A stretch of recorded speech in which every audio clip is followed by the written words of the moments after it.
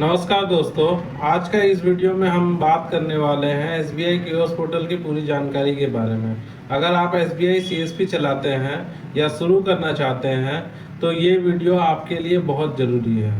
आज हम जानेंगे एसबीआई कियोस्क पोर्टल क्या है, लॉगिन कैसे करें, इसमें कौन कौन से सेवाएं मिलती हैं। तो वीडियो को पूरा देखिएगा। एसबीआई कियोस्क पोर्टल क्या है? एसबीआई कियोस्क पोर्टल एक ऑनलाइन प्लेटफॉर्म है जिसके माध्यम से सीएसपी संचालक बैंक की सेवाएं छोटे छोटे शहरों तक पहुंचाते हैं। एसबीआई कियोस्क पोर्टल क्या है? एसबीआई कियोस्क पोर्टल एक ऑनलाइन प्लेटफॉर्म है जिसके माध्यम से सीएसपी संचालक की सेवाएं गांवों और छोटे छोटे शहरों तक पहुंचाते हैं। इसमें एसबीआई ग्राहक सेवा केंद्र भी कहा जाता है और कुछ जगह मिनी बैंक भी कहते हैं। एसबीआई कियोस्क पोर्टल पर मिलने वाली सेवाएं कुछ इस प्रकार की हैं, जैसे कि नए खाते हम लोग खोल सकते हैं जिसको सेविंग अकाउंट बोलते हैं, बट हम लोग का सीएसपी में जो खाता खुलता है वो जनधन खाता खुलता है, तो स्पेशल 10 अकाउंट। ई केवाईसी के माध्यम से हम लोग अकाउंट ओपनिंग करते हैं। कैश डिपॉजिट हो सकता है, कैश विड्रॉ हो सकता है, फंड ट्रांसफर हो सकता है, मिनी स्टेटमेंट निकाल सकते हैं, बैलेंस इंक्वायरी कर सकते हैं, एईपीएस के माध्यम से सारा सर्विस कर सकते हैं, आरडी और एफडी भी कर सकते हैं। यहाँ पर अभी नए रिसेंट हमारे पोर्टल में कुछ अपडेट आया है जिसमें अब हम लोग निफ्ट भी कर सकते हैं, एटीएम भी इशू कर सकते हैं। तो ये कुछ सेवाएं हमारे पास एसबीआई कियोस्क पोर्टल में हैं। तो आप लोग बने रहे हमारे वीडियो पे। हम आपको स्क्रीन पे लेके चलते हैं और स्क्रीन पे दिखाते हैं कि इसमें क्या क्या और आगे फैसिलिटी मिलता है या क्या क्या इसमें हमारा पूरा जानकारी आपको इस वीडियो में मिलेगा। तो वीडियो को लास्ट तक देखें।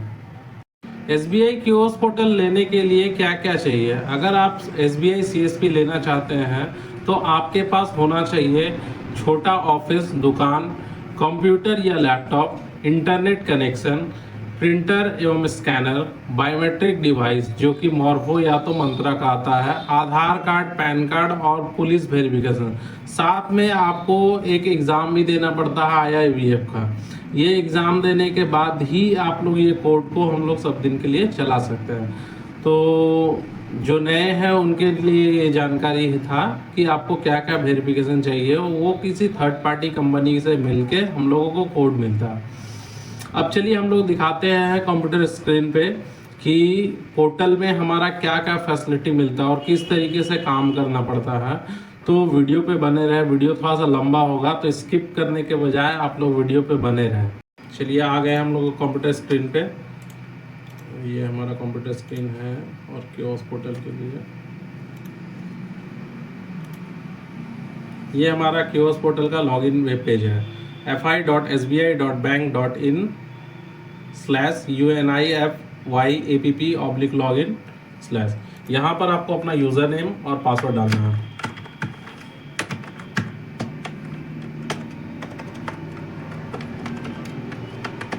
चलिए हम लोग स्क्रीन पे यूज़र नेम और पासवर्ड डालते हैं। इसके बाद प्रोसीड के बाद हमारा आएगा, ये देखिए बायोमेट्रिक डिवाइस है, ठीक है। ये बायोमेट्रिक डिवाइस है हमारे पास। इसमें देखिए यहाँ पर क्लिक करेंगे लॉगिन के लिए, ये देखिए यहाँ रेड लाइट जल जाएगा, ये जला। अब इसमें फिंगर अपना प्लेस करना है।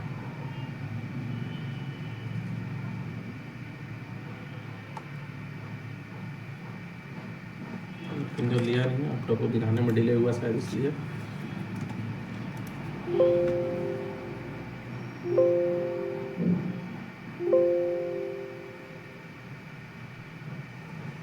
ये देखिए ये फिंगर मैंने ले लिया, कैप्चर सक्सेसफुल हो गया। ये हमारा डैशबोर्ड है। यहाँ पर हमारा जो भी चीज़ अभी हम लोगों का शॉर्ट टर्म में दिखा सके तो इतना सारा काम कर सकते हैं, जैसे कैश डिपॉजिट हो गया, कैश विड्रॉ हो गया, फंड ट्रांसफ़र हो गया, बैलेंस इंक्वायरी, मिनी स्टेटमेंट, जो भी हम लोग ट्रांजेक्शन करते हैं उससे हिस्ट्री के लिए, money transfer, KYC, account opening, passbook printing, Aadhaar setting, AEPS, registration flag. AEPS क्या होता है इसके लिए हम आपको बाद में बताएंगे और पूरा डिटेल्स जब हम लोग जाएंगे तो। अब देखिए कैश डिपॉजिट हमारा कर सकते हैं, तो कैश डिपॉजिट यहाँ पर भी देखिए दिख रहा है। तो ये कैश डिपॉजिट का माध्यम है कि आप किस टाइप से, मतलब कैश डिपॉजिट किस तरीके से करना चाहते हैं। इसमें क्लिक करते हैं, यहाँ पर देखिए ये हमारा जीपीएस है, मतलब हमारा कोड लेने के लिए अब हमारे एसबीआई कियोस्क पोर्टल में जीपीएस मैंडेटरी कर दिया है। तो जीपीएस का ये ऑथेंटिकेशन मांगता है। ठीक है, ये आप कैश डिपॉजिट 3 तरीके से कर सकते हैं। एक होता है एईपीएस के माध्यम से, यहाँ पर आप आधार नंबर डालेंगे, बैंक अकाउंट कौन सा बैंक है, यहाँ अमाउंट कितना डालना है, फिंगर डालना है, प्रोसीड करेंगे, फिंगर लगेगा कस्टमर का और पैसा डिपॉजिट हो जाएगा। दूसरा होता है अकाउंट। अकाउंट में होता है कस्टमर के पास जो बैंक अकाउंट होता है, बैंक अकाउंट में एक CIF बोल के एक रहता है, तो CIF नंबर डालेंगे तो अकाउंट नंबर ऑटो फेच कर लेगा, फिर यहाँ अमाउंट डालेंगे, प्रोसीड करेंगे, फिंगर लगेगा, उसके बाद जमा हो जाएगा। तीसरा होता है कार्ड। कार्ड से जमा कर सकते हैं, मतलब जो आपका ATM कार्ड हमारे पास होता है वो ATM कार्ड के माध्यम से भी हमारा यहाँ पर जमा हो सकता है। ठीक है, ये है ATM कार्ड। इसमें क्लिक करने के बाद ये रिटार्डेशन होता है, फिर यहाँ अमाउंट डालेंगे, प्रोसीड करेंगे, फिर ATM कार्ड जो मशीन माइक्रो ATM है उसमें हमारा डालेंगे, फिर वहाँ पर आप कैश डिपॉजिट कर सकते हैं। उसके बाद कैश विड्रॉ। कैश विड्रॉ में भी AEPS फैसिलिटी है, तो यहाँ पर भी आपको AEPS एक्सेस देना होगा। यहाँ पर भी आधार नंबर डालेंगे, बैंक अमाउंट, फिंगर और सबमिट। उस तरह फिर यहाँ पर भी CIF है, उसके बाद कार्ड है। मतलब ये तीनों माध्यम से हमारा कैश डिपॉजिट और कैश विड्रॉ हो सकता है। पहला चीज़ ये है। इसके बाद आता है हमारा फंड ट्रांसफ़र। फंड ट्रांसफ़र भी हम APS के माध्यम से कर सकते हैं। ये GPS लग के हर बार का ये ऑप्शन मांग गया है। APS के माध्यम से आप फंड ट्रांसफ़र कर सकते हैं। APS में क्या होगा, क्योंकि आपको दिखाते हैं APS में क्या क्या मांगता है फंड ट्रांसफ़र के लिए। APS में आपको जो कस्टमर के अकाउंट से निकल के जिस कस्टमर के अकाउंट में ट्रांसफ़र होना है, ये दोनों कस्टमर का आधार कार्ड लगेगा। जैसे कि मान लेते हैं यहाँ पर मैं अपना आधार नंबर डाल देता हूँ और यहाँ पर जिस कस्टमर के अकाउंट में भेजना है उसका आधार नंबर डालेंगे, यहाँ अमाउंट डालेंगे, फिर यहाँ फिंगर या आइरिस लेके और प्रोसीड करेंगे, कस्टमर के अकाउंट में चला जाएगा।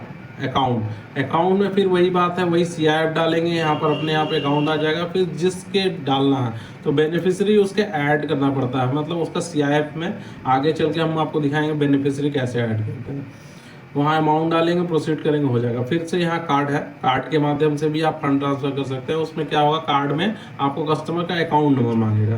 फिर देखिए ये बैलेंस इंक्वायरी है। बैलेंस इंक्वायरी में भी आपका वही 3 ऑप्शन मिलेगा आपको। ठीक है, APS, अकाउंट और कार्ड। APS में आधार नंबर डालना है, सबमिट करना है। इसके बाद आता है मिनी स्टेटमेंट। मिनी स्टेटमेंट में भी वही चीज़ है, आपका आधार कार्ड, अकाउंट और कार्ड। इसके बाद आता है मनी ट्रांसफ़र। मनी ट्रांसफ़र में भी आपको 2 तरीके से मनी ट्रांसफ़र कर सकते हैं, एक CIF हो गया, अकाउंट नंबर, इससे आप कर सकते हैं। फिर ट्रांजैक्शन हिस्ट्री, मैंने जो बताया कि जो दिन भर हम लोग काम करते हैं उसका हिस्ट्री निकालने के लिए ये एक नया फैसिलिटी हमारे पास है, पासबुक प्रिंटिंग का। तो पासबुक प्रिंटिंग में पासबुक प्रिंटिंग में 1 2 3 4 5 हमारा है, लेकिन अभी एक्टिव हमारा सिर्फ पासबुक अपडेट का ही ऑप्शन दिया हुआ है। यहाँ पर आप क्लिक करके पासबुक नंबर डाल के प्रोसीड करेंगे, पासबुक अपडेट हो जाएगा। मतलब जो आपका लास्ट ट्रांजेक्शन है उसके बाद से आप अपडेट कर सकते हैं। एक्नॉलेजमेंट पासबुक ये जो है अभी हमारा ऑथराइज नहीं हुआ पूरी तरीके से कंपनी के द्वारा, इसीलिए अभी ये रुका हुआ है। इस तरीके से इसमें जो भी और सर्विसेज है, जैसे रिटर्न पासबुक टू ब्रांच, फिर मैप पासबुक है, फिर इशू पासबुक अब CSP से ही हम लोग कस्टमर को पासबुक इशू कर सकते हैं। फिर लोन रिलेटेड है, लोन डिपॉजिट भी कर सकते हैं और जितना लोन कलेक्शन किया वो डिटेल दिया हुआ है। इसके बाद हमारा आता है सोशल सिक्योरिटी स्कीम, जिसमें होता है PMJJY प्रधानमंत्री जीवन ज्योति निगम, PMSBY प्रधानमंत्री सुरक्षा बीमा योजना, अटल पेंशन योजना APY को क्लोज भी कर सकते हैं और स्टेटस भी जान सकते हैं। इसके बाद आता है रिमिटेंस में होता है हम IMPS भी कर सकते हैं, नेफ्ट भी कर सकते हैं, RD सर्विस है, RD रिमिटेड है, मतलब कोई किसी कस्टमर का RD अकाउंट खोले तो उसमें पैसा जमा कर सकते हैं। योनो कैश से कैश विड्रॉ कर सकते हैं। डिपॉजिट PPF और SS है। ये PPF हो तो आप जानते हैं प्रोविजनल फंड हो जाता है, और SSA होता है सुकन्या समृद्धि। ठीक है, ऐड बेनिफिशियरी, यही आपका ऐड बेनिफिशियरी मैंने बताया था कि वहाँ CIF से जब हम लोग फंड ट्रांसफ़र करते हैं तो ऐड बेनिफिशियरी हमारा रहेगा तभी आएगा। इसके बाद BBPS भी फैसिलिटी हमारे पास है कियोस्क पोर्टल में, जिसमें आपका जो भी पेमेंट हम लोग कर सकते हैं, जैसे कि DTH का रिचार्ज हो गया, मोबाइल रिचार्ज हो गया, या और भी फैसिलिटी है। बट इसको कोई कियोस्क पोर्टल में यूज़ नहीं करता है, क्योंकि इसमें कमीशन हम लोगों को मिलता नहीं है और कमीशन कस्टमर के अकाउंट से कट जाता है, इसलिए इस सर्विस को कोई यूज़ नहीं करता है। अकाउंट ओपनिंग सर्विस, जिसमें हमारा eKYC के माध्यम से हम लोग अकाउंट खोलते हैं। अभी रिसेंट eKYC के साथ साथ e-साइन के माध्यम से अभी अकाउंट खोलना है। और ये अकाउंट ओपनिंग का, अगर खाता खोलना है किसी कारण से अकाउंट ओपनिंग जनरेट नहीं हो सका, फॉर्म जनरेट करने के लिए RD STDR, RD बोलते तो रेकरिंग डिपॉजिट, STDR हो गया फिक्स डिपॉजिट। नॉमिनी क्रिएशन, कभी कभी होता है कि कस्टमर नॉमिनी जिसको बनाया है वो नॉमिनी का डेथ हो जाता है, तो नॉमिनी चेंज करना रहता है, तो उसके लिए ये है। RD आप खोल लिए फिर उसको बंद करना है, तो उसके लिए है। इरेज बैंकिंग एक फैसिलिटी जो नया ऐड हुआ हम लोगों का, आधार सीडिंग, मतलब जिस भी कस्टमर के अकाउंट में आधार लिंक नहीं रहता है उन लोगों को आधार लिंक करने के लिए आधार सीडिंग का एक नया फैसिलिटी दिया हुआ है, और जिसका पहले से लिंक है उसको डीलिंक भी कर सकते हैं। AEPS फ्लैग, मैंने आपको बताया था कि फिर इसके लिए बारे हम लास्ट में बात करेंगे। AEPS फ्लैग में आपका है कि आधार तो लिंक रहता है, बट आधार से आप कैश विड्रॉ या डिपॉजिट नहीं कर सकते हैं, उसी को रजिस्टर करना रहता है। तो रजिस्टर कर सकते हैं, डी रजिस्टर, मॉडिफाई या इंक्वायरी। रजिस्टर्ड में अभी कोई कस्टमर है नहीं तो हम बता पाएंगे नहीं कैसे करना है। ATM इंश्योरेंस, आप ATM के बारे में यहाँ बता सकते हैं, सारा चीज़ें इशू कर सकते हैं। रीसेट पिन, नया ATM जो आएगा उसका पिन जनरेट कर सकते हैं। ATM आप किसी को इशू किए हैं और उनका ब्लॉक गुम हो गया है, तो आप ATM को यहीं ब्लॉक कर सकते हैं, इसके लिए बैंक जाने की जरूरत नहीं है। चेकबुक रिक्वेस्ट भी आप यहाँ से कर सकते हैं। मतलब 90% काम बैंक का जो फॉर्म हम लोग भर के करते थे वो सारा काम आपके उस पोर्टल में अब हम लोगों को दे दिया है। तो देखिए, अब ये हमने रीसेट पिन में डाल दिया, इसलिए वो ATM में चला गया।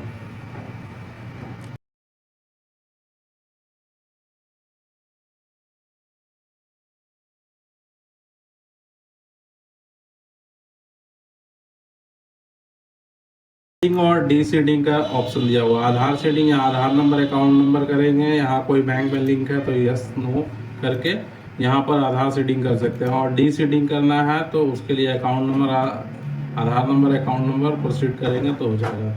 इसके बाद AEPS फ्लैग, यही चीज़ है, हमारा एक नया फैसिलिटी ऐड हुआ है, जिसमें देखिए रजिस्ट्रेशन, डी रजिस्ट्रेशन, मॉडिफाई और इंक्वायरी। मतलब बहुत बार ऐसा होता है कस्टमर के आधार में अकाउंट में आधार लिंक रहता है, पर आधार से वो पैसा निकासी नहीं कर सकता।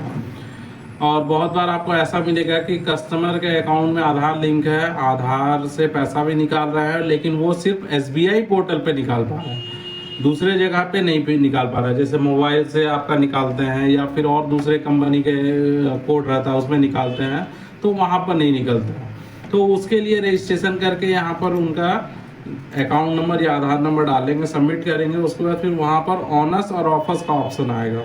तो ऑनर्स अगर करते हैं तो ऑनर्स मतलब SBI, ऑफर्स मतलब होता है नन SBI, मतलब SBI छोड़ के बैंक ऑफ इंडिया या कोई भी बैंक के CSP अगर हो तो वहाँ पर भी आधार से पैसा निकाल सकते हैं।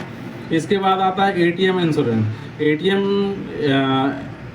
यहाँ पर से इशू कर सकते हैं आप, और ब्लॉक भी कर सकते हैं। आधार नंबर डालेंगे उससे भी आप कर सकते हैं, कस्टमर का आधार नंबर डालेंगे तो भी ATM ब्लॉक कर सकते हैं और इशू भी कर सकते हैं, और अकाउंट नंबर डालते हैं तो भी कर सकते हैं।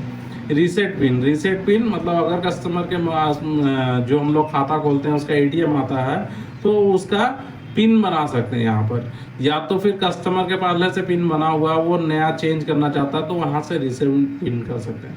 ATM ब्लॉक, कार्ड ब्लॉक, आपका जो भी बहुत बार आप देखा गया होगा कि आप लोग बहुत बार कस्टमर लोगों का होता है कि कहीं पर्स गिर गया, चोरी हो गई और कुछ हुआ, तो उस टाइम ATM भुला जाता है, तो वहाँ पर हम कार्ड यहाँ से ब्लॉक भी कर सकते हैं। इसके लिए हमारा कार्ड नंबर लगेगा, या तो अकाउंट नंबर लगेगा, या तो आधार नंबर लगेगा। लेकिन हर चीज़ में हम लोग कोई भी सर्विस को एक्टिव या डीएक्टिवेट करने के लिए जिस कस्टमर का है उसका फिंगर हमारा लगेगा, ठीक है।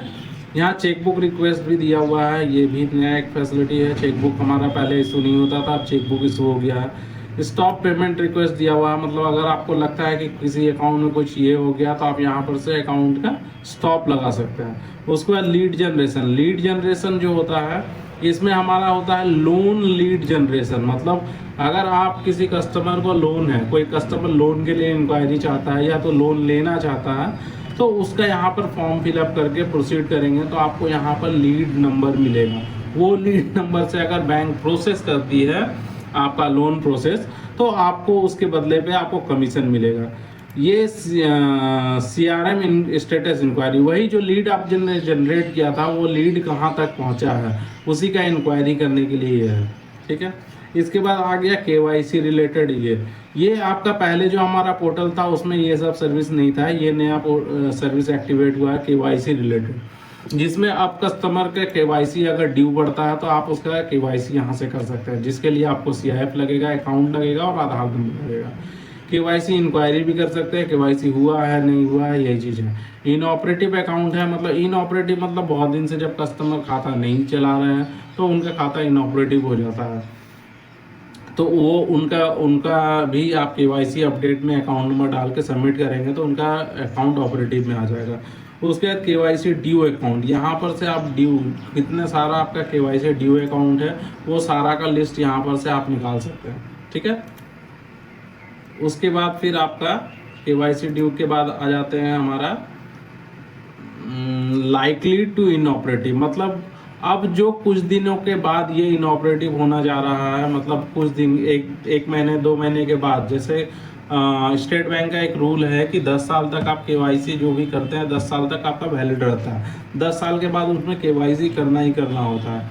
हो सकता है नया RBI गाइडलाइन के अनुसार हो सकता है कि इसको अब 1 साल किया जा रहा है कि हर साल आपको KYC करना पड़ेगा। तो इसीलिए लाइकली टू इनऑपरेटिव, जैसे कि मान लेते हैं 10 साल है तो 9 साल 8 महीना 9 महीना हो गया तो आपका वो लाइकली टू इनऑपरेटिव में आ जाएगा, तो उनको भी KYC करना पड़ेगा। KYC ड्यू इन ईयर, KYC ड्यू इन ईयर मतलब वो बहुत दिन से, ईयर हो गया 1 साल हो गया तब से है। उसके बाद इनिशिएट रिफंड, हम लोग जो अकाउंट जनरेट करते हैं ना, अकाउंट खोलते हैं तो उस टाइम कभी कदार होता है पैसा फंस जाता है या तो फिर कुछ हो जाता है, तो वहाँ पर से आप यहाँ पर से रिफ़ंड कर सकते हैं। PPF हो गया, इनिशिएट, देखिए डिपॉजिट रिफ़ंड है ना, ये हमारा रिफ़ंड यहाँ से कर सकते हैं।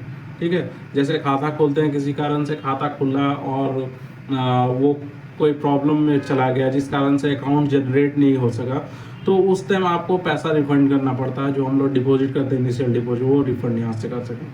SHG अकाउंट रिलेटेड जो हो गया, ये आपका ग्रुप का खाता जो होता है उसमें डिपॉजिट करने के लिए डिपॉजिट कर सकते हैं, कैश विड्रॉ कर सकते हैं, फंड ट्रांसफ़र उसमें भी कर सकते हैं, बैलेंस इंक्वायरी कर सकते हैं, मिनी स्टेटमेंट निकाल सकते हैं, वो सारा फैसिलिटी जो उसमें कर रहे थे वो सारा फैसिलिटी इसमें आप कर सकते हैं। इसके बाद रिटार्डेशन सर्विस में आ जाते हैं CSP अपडेट, मतलब CSP का जो भी डिटेल्स है उसको अपडेट कर सकते हैं। उसके बाद यहाँ eKYC for non CKYC customer, ये उस कस्टमर लोगों के लिए है। पहले हम लोग जब आधार कार्ड से खाता नहीं खुलता था, बिना आधार कार्ड से हम लोग खाता खोलते थे, या तो आधार से भी खाता हम लोग खोलते थे बट उसमें 10 फिंगर लगा के खोलते थे, मतलब पूरी तरीके से आधार, उसमें आधार सीड नहीं होता था। उसमें आधार नंबर पहले क्या होता था कि पहले अकाउंट खुलता था तो आधार नंबर किसी का भी डाल के फिंगर कोई भी लग जाता था और अकाउंट खुल जाता था, पहले ऐसा होता था। उसी को SBI ने अपडेट करके एक नया फैसिलिटी लाया जिसमें eKYC के माध्यम से आप खाता खुलता है, और ये eKYC के माध्यम से जो खाता खुल रहा है, यही eKYC के माध्यम से जो खाता खुल रहा है जिसमें आपको जो पुराने कस्टमर था उनका भी ये सर्विस को करना पड़ेगा। इसीलिए ये non eKYC for non CKYC customer, जिसका CKYC से खाता नहीं खुला था उन लोगों का ये है।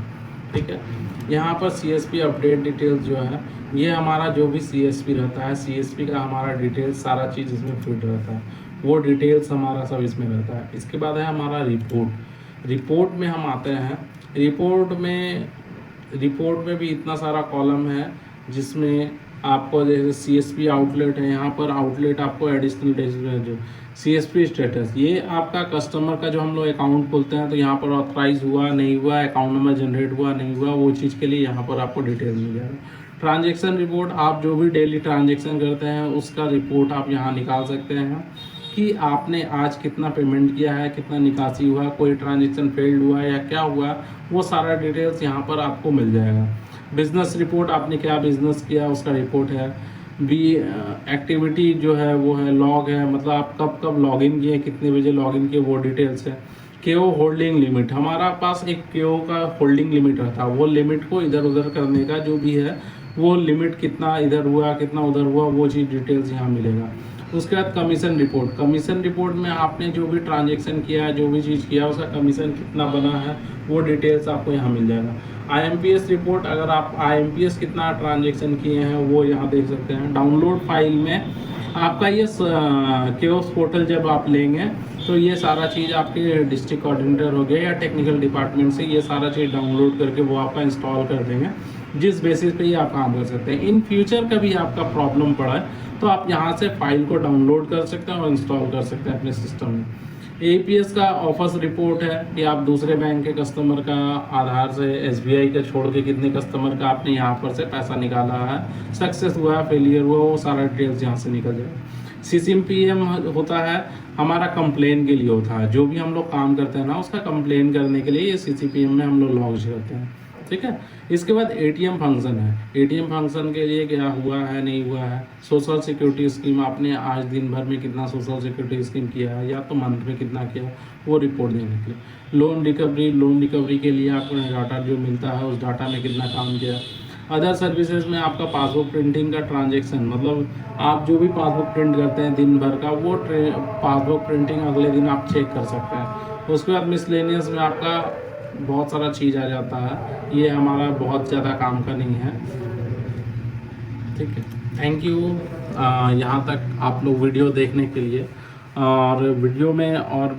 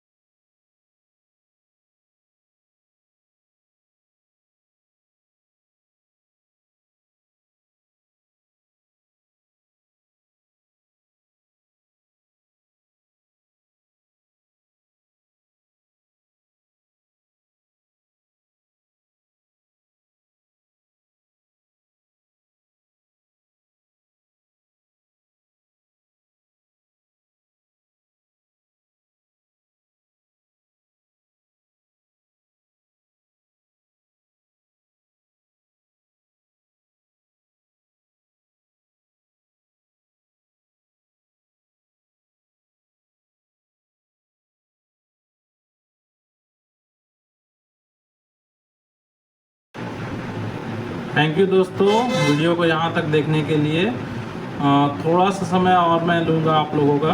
अगर कोई वीडियो देखने के बाद SBI का ग्राहक सेवा केंद्र लेना चाह रहे होंगे तो वो लोग कहीं पर फर्जी वेबसाइट या कहीं और दूसरे जगह अपना पैन कार्ड, आधार कार्ड या बैंक अकाउंट ये सब लिंक ना शेयर करें, क्योंकि इससे आपको नुकसान हो सकता है। और आपको अगर कोड लेना होगा तो अधिकृत कंपनी जैसे कि सेव कंपनी है, जीरो मास्क है, या और भी पे पॉइंट है, पे वर्ल्ड इंडिया है, इस तरीके से बहुत सारी कंपनी है। ये आपको SBI का CSP प्रोवाइड कराती है।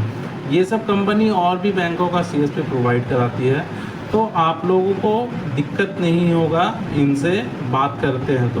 बट आप किसी को भी ऑनलाइन या कहीं पर भी आप किसी को अपना आधार कार्ड, बैंक खाता अगर अपलोड कर देते हैं तो वहाँ से आपके साथ फ्रॉड हो सकता है।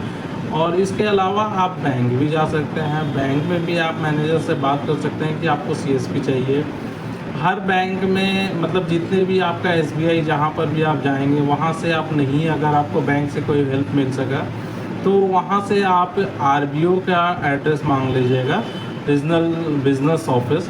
तो वहाँ पर आपको FI सेक्शन एक मिलेगा। FI सेक्शन में जो मैनेजर होंगे उनसे आप बात कीजिएगा, FI मैनेजर से, कि आपको एक CSP कोड चाहिए। तो वो कोड सर कैसे मिल सकता है, या आपके साथ डायरेक्ट कंपनी से मतलब डायरेक्ट SBI से मिलेगा या फिर कोई थर्ड पार्टी कंपनी के थ्रू मिलेगा, वहाँ से आपको पूरी जानकारी मिलेगा। अगर आपको वहाँ से जानकारी मिलेगा और वहाँ से आपको डिस्ट्रिक्ट कोऑर्डिनेटर का नंबर भी मिल जाएगा, तो आप क्या हो सकता है कि डिस्ट्रिक्ट कोऑर्डिनेटर का अगर नंबर मिल जाए तो उससे आप जब कोड लेंगे तो आपके साथ फ्रॉड होने का चांसेस कम होगा। इसलिए आशा करते हैं कि आपको मेरा वीडियो पसंद आया होगा। मेरे चैनल को लाइक कर देना इस वीडियो को, और मेरे चैनल को सब्सक्राइब करके बेल आइकन दबा देना, ताकि नेक्स्ट वीडियो जब मैं SBI से रिलेटेड लाऊं तो वो आपको सबसे पहले मिल सके, कि कैसे आपका जो भी है आपको वेट ना करना पड़े। कोई प्रॉब्लम हो या किसी चीज़ का सॉल्यूशन हो तो मैं इस चैनल पे ज़रूर अपलोड करूँगा। आशा करता हूँ आपको मेरा वीडियो पसंद आया होगा। Thank you. जय हिंद।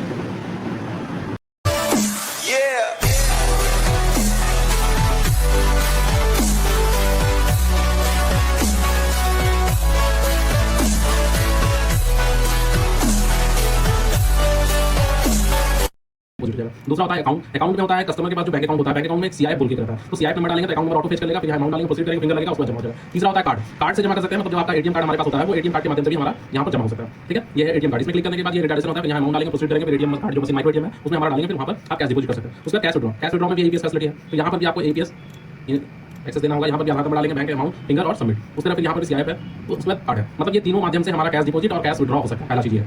इसके बाद आता है हमारा फंड ट्रांसफर भी हम APS के माध्यम से कर सकते हैं। ये GPS लग के हर बार का ये ऑप्शन मांग गया है। APS के माध्यम से आप फंड ट्रांसफर कर सकते हैं। APS में क्या होगा क्योंकि आपको दिखाते हैं APS में क्या क्या मांगता है फंड ट्रांसफर के लिए। APS में आपको जो कस्टमर के अकाउंट से निकल के जिस कस्टमर के अकाउंट में ट्रांसफर होना है, ये दोनों कस्टमर का आधार कार्ड लगेगा। जैसे कि मान लेते हैं यहाँ पर मैं अपना आधार नंबर डाल देता हूँ और यहाँ पर जिस कस्टमर के अकाउंट में भेजना है उसका आधार नंबर डालेंगे, यहाँ अमाउंट डालेंगे, फिर यहाँ फिंगर या आईरिस लेके और प्रोसीड करेंगे, कस्टमर के अकाउंट में चला जाएगा। अकाउंट में फिर वही बात है, वही CIF डालेंगे, यहाँ पर अपने अकाउंट आ जाएगा। फिर जिसके डालना तो बेनिफिशियरी उसके ऐड करना पड़ता है, मतलब उसका CIF में आगे चल के हम आपको दिखाएंगे बेनिफिशियरी कैसे ऐड करते हैं। वहाँ अमाउंट डालेंगे, प्रोसीड करेंगे, हो जाएगा। फिर से यहाँ कार्ड है, कार्ड के माध्यम से भी आप फंड ट्रांसफर कर सकते हैं। उसमें क्या होगा, कार्ड में आपको कस्टमर का अकाउंट नंबर मांगेगा। फिर देखिए बैलेंस इंक्वायरी है, बैलेंस इंक्वायरी में भी आपका वही 3 ऑप्शन मिलेगा आपको। ठीक है, APS, अकाउंट और कार्ड। APS में आधार नंबर डालना है, सबमिट करना है। इसके बाद आता है मिनी स्टेटमेंट में भी वही चीज़ है, आपका आधार कार्ड, अकाउंट और कार्ड। इसके बाद आता है मनी ट्रांसफर में भी आपको 2 तरीके से मनी ट्रांसफर कर सकते हैं, एक CIF हो गया, अकाउंट नंबर, इससे आप कर सकते हैं। फिर ट्रांजेक्शन हिस्ट्री मैंने जो बताया कि जो दिन भर हम लोग काम करते हैं उसका हिस्ट्री निकालने के लिए ये एक नया फैसिलिटी हमारे पास है पासबुक प्रिंटिंग का। तो पासबुक प्रिंटिंग में हमारा पासबुक प्रिंटिंग में 1 2 3 4 5 हमारा है, लेकिन अभी एक्टिव हमारा सिर्फ पासबुक अपडेट का ही ऑप्शन दिया हुआ है। यहाँ पर आप क्लिक करके पासबुक नंबर डाल के प्रोसीड करेंगे, पासबुक अपडेट हो जाएगा। मतलब जो आपका लास्ट ट्रांजेक्शन है उसके बाद से आप अपडेट कर सकते हैं। एक्नॉलेजमेंट पासबुक ये जो है अभी हमारा ऑथराइज नहीं हुआ पूरी तरीके से कंपनी के द्वारा, इसलिए अभी ये रुका हुआ है। इस तरीके से इसमें जो भी और सर्विसेज है जैसे रिटर्न पासबुक टू ब्रांच, फिर मैप पासबुक है, फिर इशू पासबुक अब CSP से हम लोग कस्टमर को पासबुक इशू कर सकते हैं। फिर लोन रिलेटेड है, लोन डिपॉजिट भी कर सकते हैं और जितना लोन कलेक्शन किया वो डिटेल दिया हुआ है। इसके बाद हमारा आता है सोशल सिक्योरिटी स्कीम, जिसमें होता है PMJJY प्रधानमंत्री जीवन ज्योति निगम, PMSBY प्रधानमंत्री सुरक्षा बीमा योजना, अटल पेंशन योजना, APY को क्लोज भी कर सकते हैं और स्टेटस भी जान सकते हैं। इसके बाद आता है रिमिटेंस में होता है हम IMPS भी कर सकते हैं, नेट भी कर सकते हैं, RD सर्विस है, RD रिमिटेड है, मतलब कोई किसी कस्टमर का RD अकाउंट खोले तो पैसे जमा कर सकते हैं, योनो कैसे कैश विड्रॉ कर सकते हैं, डिपॉजिट PPF और SSA। ये PPF तो आप जानते हैं प्रोविजनल फंड हो जाता है, और SSA होता है सुकन्या समृद्धि। ठीक है, ऐड बेनिफिशियरी, यही आपका ऐड बेनिफिशियरी मैंने बताया था कि वहाँ CIF से जब हम लोग फंड ट्रांसफर करते हैं तो ऐड बेनिफिशियरी हमारा आएगा तभी आएगा। इसके बाद BBPS की फैसिलिटी हमारे पास है कियोस्क पोर्टल में, जिसमें आपका जो भी पेमेंट हम लोग कर सकते हैं, जैसे कि DTH का रिचार्ज हो गया, मोबाइल रिचार्ज हो गया और भी फैसिलिटी है, बट इसको कोई कियोस्क पोर्टल में यूज नहीं करता क्योंकि इसमें कमीशन हम लोगों को मिलता नहीं है और कमीशन कस्टमर के अकाउंट से कट जाता है, इसलिए इस सर्विस को यूज नहीं करता। अकाउंट ओपनिंग सर्विस, जिसमें हमारा EKYC के माध्यम से हम लोग अकाउंट खोलते हैं। अभी रिसेंट EKYC के साथ साथ ई साइन के माध्यम से भी अकाउंट खोलना है। और ये अकाउंट ओपनिंग का अगर खाता खोला किसी कारण से अकाउंट ओपनिंग जनरेट नहीं हो सका, फॉर्म जनरेट करने के लिए आरडी एसटीडीआर, आरडी बोलते तो रेकरिंग डिपॉजिट, एसटीडीआर हो गया फिक्स्ड डिपॉजिट। नॉमिनी क्रिएशन कभी-कभी होता है कि कस्टमर नॉमिनी जिसको बनाया है वो नॉमिनी का डेथ हो जाता है, तो नॉमिनी चेंज करना रहता है, तो उसके लिए ये है आरडी आप खोल लिया फिर उसको बंद करना है, तो उसके लिए ईरेस बैंकिंग फैसिलिटी जो नया ऐड हुआ हम लोगों का आधार सेटिंग, मतलब जिस भी कस्टमर के अकाउंट में आधार लिंक नहीं रहता है उन लोगों को आधार लिंक करने के लिए आधार सेटिंग का एक नया फैसिलिटी दिया हुआ है, और जिसका पहले से लिंक और लिंक भी कर सकते हैं। एपीएस फ्लैग मैंने आपको बताया कि इसके बारे में हम लास्ट में बात करेंगे। एपीएस फ्लैग में आता है कि आधार तो लिंक रहता है, बट आधार से आप कैश विड्रॉल या डिपॉजिट नहीं कर सकते, उसी को रजिस्टर करना रहता है, तो रजिस्टर कर सकते हैं रजिस्टर मॉडिफाई या इंक्वायरी। रजिस्टर में अभी कोई कस्टमर है नहीं तो हम बता पाएंगे नहीं कैसे करना। एटीएम इंश्योरेंस, आप एटीएम के बारे में यहाँ बता सकते हैं, सारा चीजें इशू कर सकते हैं। रीसेट पिन, नया एटीएम जो आएगा उसका पिन जनरेट कर सकते हैं। एटीएम आप किसी को इशू किया है और उनका गुम हो गया तो आप एटीएम कहीं ब्लॉक कर सकते हैं, इसलिए बैंक करने की जरूरत नहीं है। चेकबुक रिक्वेस्ट भी आप यहाँ से कर सकते हैं, मतलब 90% काम बैंक का जो फॉर्म हम लोग भर के करते थे वो सारा काम आपके पोर्टल में हम लोग को दे दिया। तो देखिए अब ये हमने रीसेट पिन में डाल दिया, इसलिए वो एटीएम में चला गया।